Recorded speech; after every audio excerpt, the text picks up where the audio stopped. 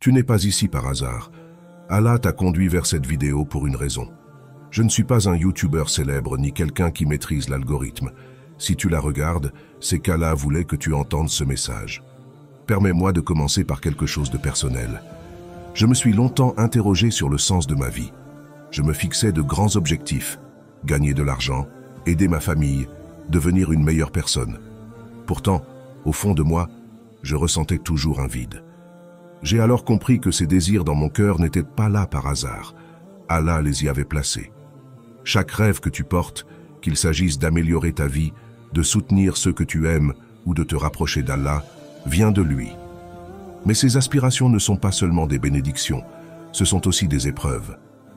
Réfléchis. Si tu veux réussir, choisirons-nous la voie halal?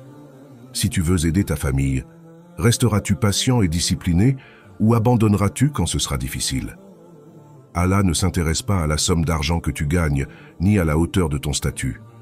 Ce qui compte pour lui, c'est la personne que tu deviens en chemin. Es-tu honnête, patient? Te tournes-tu vers lui quand l'épreuve arrive? Le jour du jugement, Allah ne demandera pas « As-tu gagné assez d'argent ?»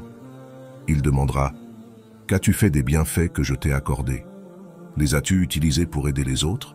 T'ont-ils rapproché de moi ?» Le plus merveilleux, c'est que le simple fait d'avoir ces rêves prouve qu'Allah a un plan pour toi. Il te guide pas à pas vers la meilleure version de toi-même. Mais tu as le choix. Passeras-tu à l'action ou laisseras-tu la peur et la paresse t'arrêter? Hélas, beaucoup ignorent les opportunités qu'Allah leur offre. Ils se complaisent dans le confort et cessent d'essayer. Avec le temps, leurs rêves s'estompent et ils se contentent de moins. Ne laisse pas cela t'arriver. Sois reconnaissant qu'Allah t'ait choisi. Il te confie ses rêves parce qu'il sait que tu peux les accomplir. Pour y parvenir, il te faut une chose, la discipline. C'est elle qui sépare la réussite de l'échec. Un musulman discipliné voit la vie comme une épreuve. Il évite le haram, reste patient et travaille dur, même lorsque c'est difficile.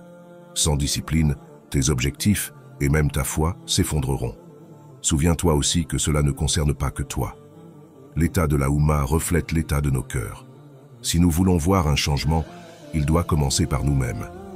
Imagine l'impact si chacun utilisait ses bienfaits pour créer quelque chose de significatif. C'est pour cela que j'ai réalisé ces vidéos. Allah a placé ses désirs dans ton cœur pour une raison. Ne les ignore pas. Utilise-les pour te rapprocher de lui et devenir la personne qu'il sait que tu peux être.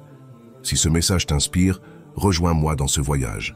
Abonne-toi, partage et œuvrons ensemble pour nous-mêmes et pour la Oumma. Merci d'avoir regardé.